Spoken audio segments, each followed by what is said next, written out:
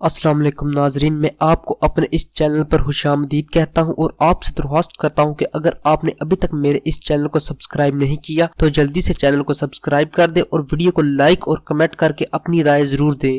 ناظرین، کوئی بھی تعبیر بتانے سے پہلے میں آپ کو خوابوں کی تعبیر کے بارے میں حضرت علی کا فرمان بتانا چاہتا ہوں، کیونکہ بہت سے لوگوں کا کہنا ہے کہ خواب جھوٹے ہوتے ہیں اور ہمارے اسلام میں خواب کی تعبیر بتانا گناہ ہے، جبکہ حضرت علی علیہ السلام فرماتے ہیں اگر مومن کوئی خواب دیکھے تو اس کی تعبیر جانی اس پر واجب ہے تاکہ نیک خوابوں سے خوشی حاصل ہو اور برے خواب سے امن میں رہے، یعنی اگر کسی خواب کی تعبیر بری ہے تو خدا تعالیٰ سے رحم کی دعا کرے اور صدقہ دے۔